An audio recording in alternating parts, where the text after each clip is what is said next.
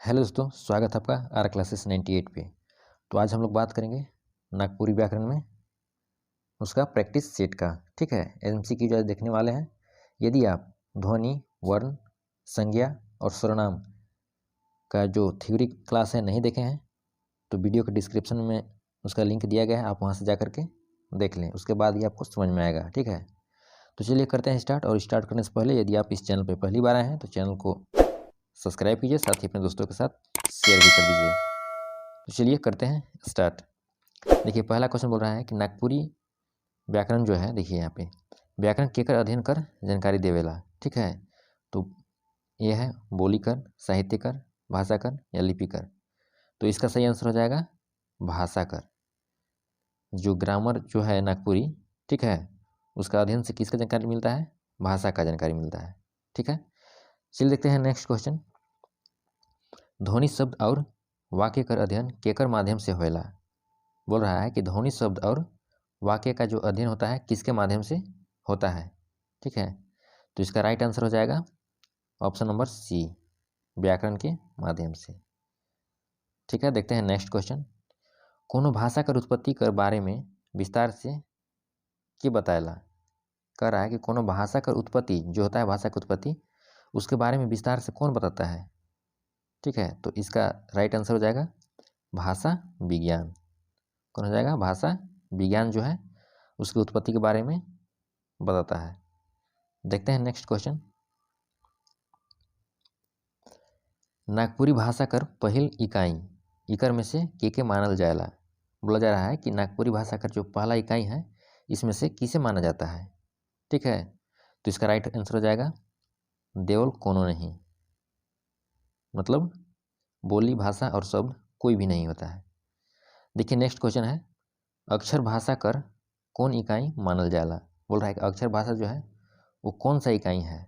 चौथा है, तीसरा है, दूसरा है या देवल कोनो नहीं। इसका राइट आंसर बताइए। तो इसका भी राइट आंसर हो जाएगा देवल कोनो नहीं। ठीक है, देखते हैं नेक्स्ट क्वेश्चन। भाषा कर पहिल रूप से का कहल जाएला। भाषा कर पहिल रूप के क्या कहते हैं? तो भाषा का जो पहला रूप होता है उसे क्या कहते हैं? ध्वन्यात्मक भाषा। ठीक है, क्या कहते हैं? ध्वन्यात्मक भाषा।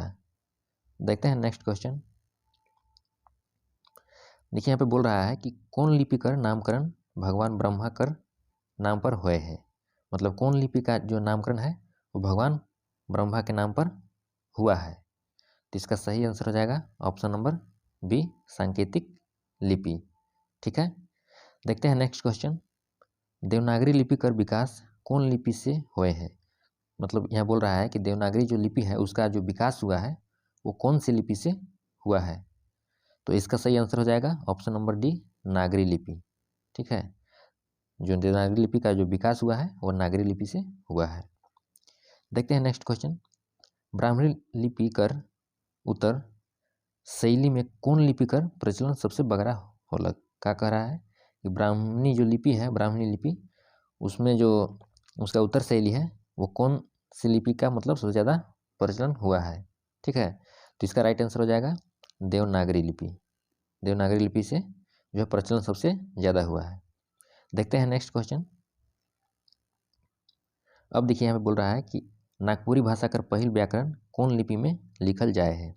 जो नागपुरी भाषा का पहला व्याकरण है वो कौन लिपि में लिखा गया था। तो इसका सही आंसर हो जाएगा रोमन लिपि में। ठीक है, देखते हैं नेक्स्ट क्वेश्चन।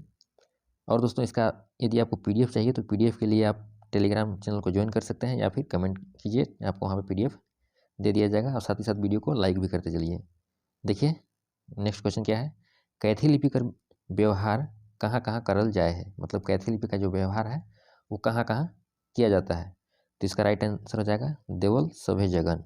कहने का मतलब चिट्ठी मन में भी, जमीन के कागज में भी और साहित्यिक रचना में भी।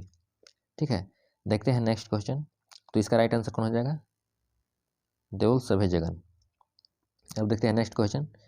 नागपुरी भाषा कर विकास में कौन लिपि कर योगदान सबसे बगरा दिसेला। कह रहा है कि नागपुरी भाषा का विकास जो है उसमें कौन से लिपि का योगदान जो है सबसे ज़्यादा देखा गया है या फिर देखा जाता है। ठीक है, तो इसका सही आंसर हो जाएगा कौन सा? देवनागरी लिपि। देवनागरी लिपि इसका राइट आंसर हो जाएगा। अब देखते हैं नेक्स्ट क्वेश्चन। देखिए यहाँ पे बोला है कि देवनागरी लिपि का सबसे बड़ विशेषता क्या माना जाएगा। बोला जा रहा है कि देवनागरी जो लिपि है उसमें से सबसे बड़ा विशेषता किसको माना जाता है। ठीक है, तो इसका राइट आंसर हो जाएगा वर्णमाला में बगरा वर्ण संबंधी, मतलब वर्णमाला में जो ज़्यादा वर्ण से संबंधित है। ठीक है, देखते हैं नेक्स्ट क्वेश्चन। देवनागरी कर ह्रस्व स्वर में कैठ वर्ण होएला जे नागपुरी लिखित में व्यवहार होएला। कह रहा है कि देवनागरी का जो ह्रस्व स्वर है उसमें कितने प्रकार के वर्ण जो हैं उसमें नागपुरी जो भाषा है उसमें लिखने के लिए व्यवहार में होता है। तो इसका राइट आंसर हो जाएगा ऑप्शन नंबर बी, 3 ठो। यदि इसका आप थ्योरी क्लास नहीं देखे हैं वर्ण का तो आप प्लेलिस्ट मतलब ये डिस्क्रिप्शन में उसका लिंक दिया गया है, आप वहाँ से जा करके देख लीजिए, उसके बाद ही आपको समझ में आएगा। ठीक है, वहाँ पे डिटेल से कराया गया है आपको। अब देखते हैं नेक्स्ट क्वेश्चन। नागपुरी लिखित में कौन वर्ण का व्यवहार सबसे बगरा होएला। मतलब नागपुरी लिखने में कौन से वर्ण का जो व्यवहार है या प्रयोग है सबसे ज़्यादा होता है। ठीक है, तो इसका राइट आंसर हो जाएगा ऑप्शन नंबर ए, अ का। देखते हैं नेक्स्ट क्वेश्चन। नागपुरी लिखित में कौन दीर्घ स्वर का व्यवहार नहीं होएला। कह रहा है कि नागपुरी लिखने में कौन से दीर्घ स्वर का जो व्यवहार है या प्रयोग है नहीं होता है। तो 16 का आंसर हो जाएगा सही, ऑप्शन नंबर बी, ए और औ का। इसका क्या हो जाता है, जैसे और लिखना है तो इसका क्या हो जाएगा, आउर हो जाएगा, आउर। ठीक है, इस तरह से। अब देखिए नेक्स्ट क्वेश्चन है, औ कौन वर्ण कर विकल्प ध्वनि है के। बोल रहा है कि औ जो है वो कौन से वर्ण ध्वनि का विकल्प है। ठीक है, तो इसका सही आंसर हो जाएगा ऑप्शन नंबर बी, औ का। ठीक है, देखते हैं नेक्स्ट क्वेश्चन। हम देखिए यहाँ पे च वर्ण कौन व्यंजन वर्ण का उदाहरण है कि जो च वर्ण है वो कौन से व्यंजन वर्ण का उदाहरण है। तो इसका सही आंसर हो जाएगा स्पर्श व्यंजन का। ठीक है, देखते हैं नेक्स्ट क्वेश्चन। स्पर्श व्यंजन का उदाहरण देवल में से कौन है कि। कह रहा है कि स्पर्श व्यंजन का जो उदाहरण है वो नीचे दिए गए इनमें से कौन सा है। तो इसका राइट आंसर हो जाएगा ऑप्शन नंबर डी, प, स्पर्श व्यंजन प है। देखते हैं नेक्स्ट क्वेश्चन। देवल में से कौन अल्पप्राण ध्वनि कर उदाहरण है कि। तो अल्पप्राण और महाप्राण उसमें बताया गया है। ठीक है, अल्पप्राण कौन होता है, यानी कि जो पहला और तीसरा होता है वो अल्पप्राण होता है। ठीक है, और जो दूसरा और पांचवा होता है वो कौन होता है, सॉरी दूसरा और चौथा महाप्राण होता है। ठीक है, तो यहाँ पे देखिए बोला गया है कि देवल में से कौन अल्पप्राण ध्वनि कर उदाहरण है के। ठीक है, तो इसका कौन हो जाएगा, च, क्योंकि च फर्स्ट में आता है। देखते हैं नेक्स्ट क्वेश्चन। देखिए यहाँ पे बोल रहा है कि पटिया कौन तरह कर संज्ञा में आवेला। कौन तरह कर संज्ञा में आवेला, पटिया जो है वो किस तरह का संज्ञा, यानी कि जातिवाचक, भाववाचक, द्रववाचक, मतलब किस तरह के संज्ञा में आता है। ठीक है, तो पटिया, देखिए पटिया कहने का मतलब क्या, पटिया जाति का जितने भी पटिया है। ठीक है, तो इसका राइट आंसर कौन हो जाएगा, ऑप्शन नंबर बी, पटिया, यानी कि पटिया समुदाय का जितने भी हैं वो सब हो जाएंगे इसमें। देखिए इसका भी वीडियो अपलोड कर दिया गया है, आप नहीं देखे हैं तो डिस्क्रिप्शन में लिंक दिया गया है, आप वहाँ से जा करके संज्ञा का वीडियो देख सकते हैं। ठीक है, देखते हैं नेक्स्ट। कांसा के कौन किस्म कर संज्ञा में रखा जाएगा।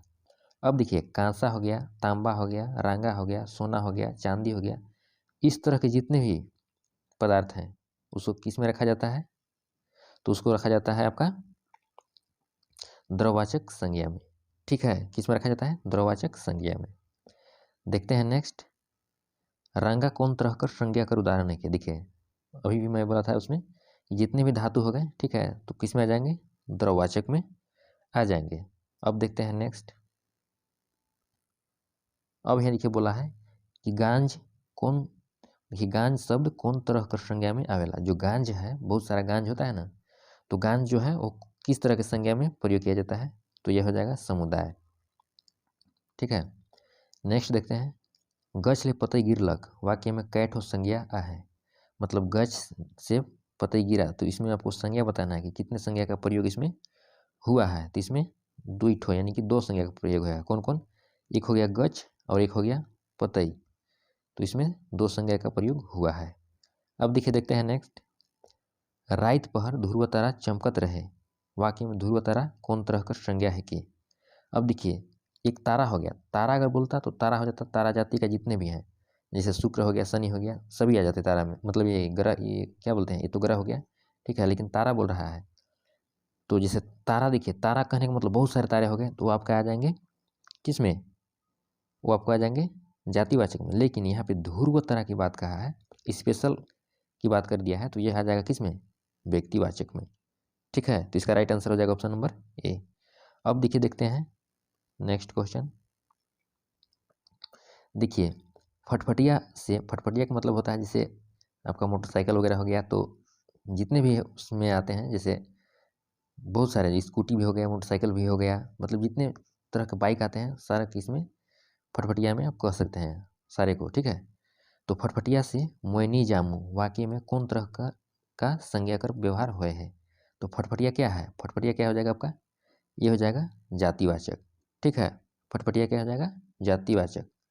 अब देखिए अगला है, डहरू कुमनी रोइब के गेदला मछली मारलक। क्या कह रहा है कि डहरू कुमनी रोइब के गेदला मछली मारलक वाक्य में कै ठो संज्ञा कर व्यवहार हुए है, ठीक है। तो इसका राइट आंसर कौन हो जाएगा, 3 ठो। अब देखिए कौन कौन 3 ठो हो जाएगा, डहरू हो जाएगा और कुमनी हो जाएगा, ठीक है, और एक क्या हो जाएगा आपका, ये गेदला मछली हो जाएगा, ठीक है।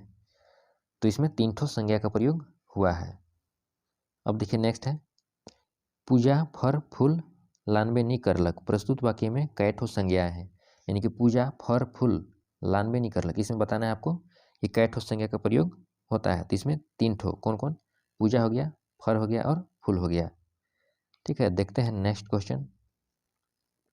तो 29 का राइट आंसर कौन हो जाएगा, तो इसका हो जाएगा ऑप्शन नंबर बी, 3 ठो, ठीक है। अब देखते हैं, डाइन से अब डरायक बात नखे वाक्य में डाइन कौन संज्ञा है कि।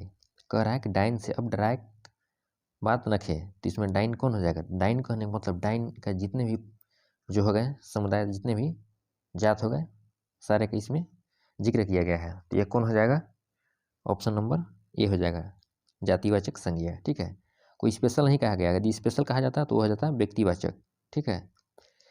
अब देखते हैं नेक्स्ट क्वेश्चन, विशेषण से जुड़ल शब्द मन कौन शब्द कसौटी में आवेना। कह रहा है कि विशेषण से जुड़ल शब्द मन कौन शब्द, मतलब कौन सा शब्द की कसौटी में आता है, ठीक है। तो इसका राइट आंसर हो जाएगा ऑप्शन नंबर सी, विकारी शब्द, ठीक है। देखते हैं नेक्स्ट क्वेश्चन।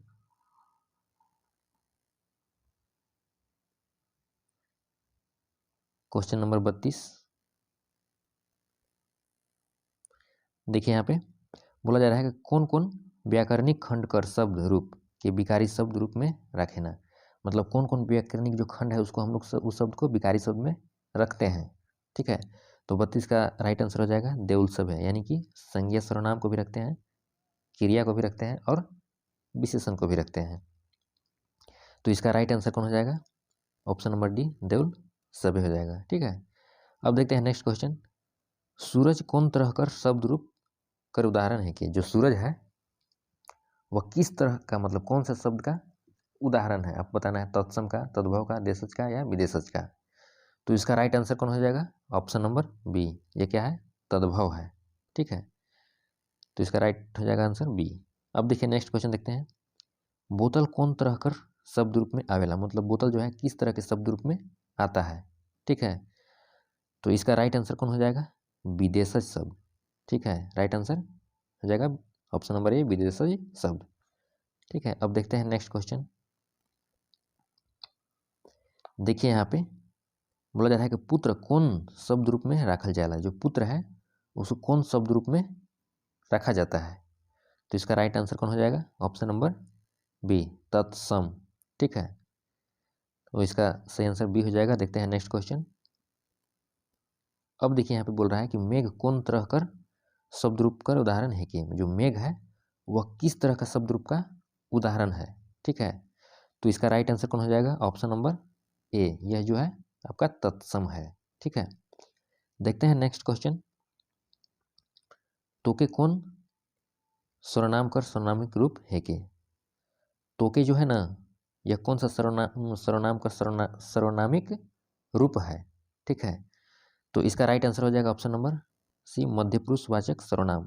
ठीक है, जैसे मैं आपका इसमें हो गया, आप देख सकते हैं इसमें फर्स्ट, सेकंड और थर्ड। तो फर्स्ट में क्या होता है, मोय होता है। ठीक है, सेकंड में तोके हो गया, और थर्ड में क्या होता है, ऊ या उमन होता है। ठीक है, तो अब देखते हैं इसका नेक्स्ट क्वेश्चन। जेकर से कोनो सुपट ठाव वस्तु चाहे आदमी कर बोध नहीं होएला उसन सर्वनाम कौन होकेला।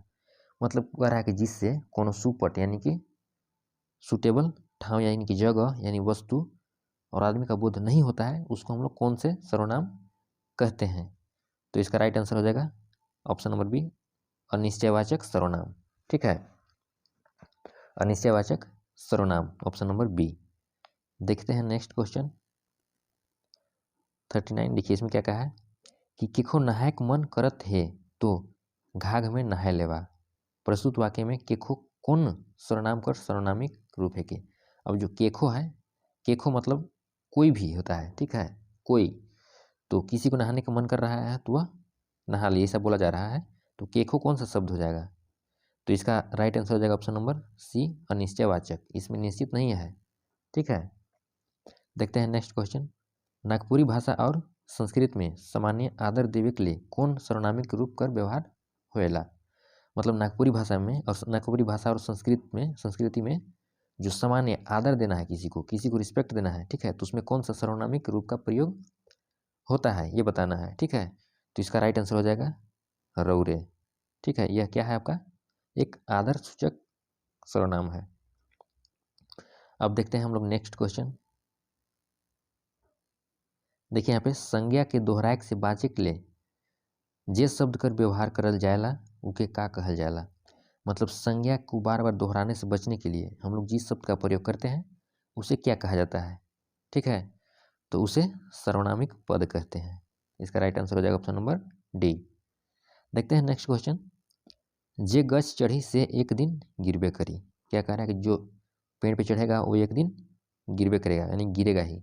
वाक्य में कौन सर्वनाम कर व्यवहार हुए है। तो इसमें बताना है आपको कौन से सर्वनाम का व्यवहार हुआ है। तो इसका राइट आंसर हो जाएगा ऑप्शन नंबर सी,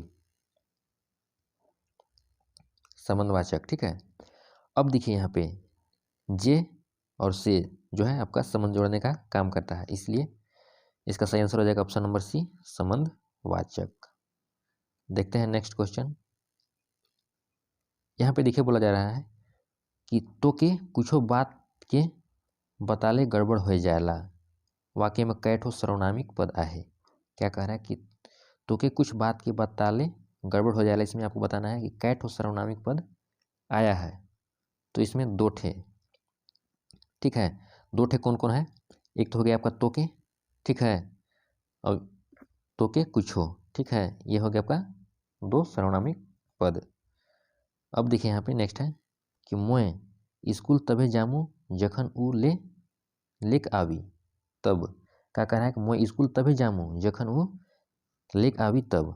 वाक्य में स्कूल कौन तरह का सर्वनामिक रूप है के। आपको इसमें बताना है कि स्कूल जो है वो किस तरह का सर्वनामिक रूप है। ठीक है, तो यहाँ इसका हो जाएगा न निश्चय है, न ही अनिश्चय है और न ही निजवाचक है। तो इसका सही आंसर कौन हो जाएगा ऑप्शन नंबर डी, देवल कोनो नहीं। अब देखते हैं नेक्स्ट क्वेश्चन। देखिए यहाँ पे बोला जा रहा है कि कनेकारी बदरी उठलक और एक झिमका पानी दे देलक। प्रस्तुत वाक्य में कौन सर्वनामिक पद है के। तो इसमें आपको बताना है कि सर्वनामिक पद कौन है। ठीक है, तो इसका राइट आंसर कौन हो जाएगा ऑप्शन नंबर ई, कने। कने जो है क्या है आपका सर्वनामिक पद है। ठीक है, देखते हैं नेक्स्ट क्वेश्चन।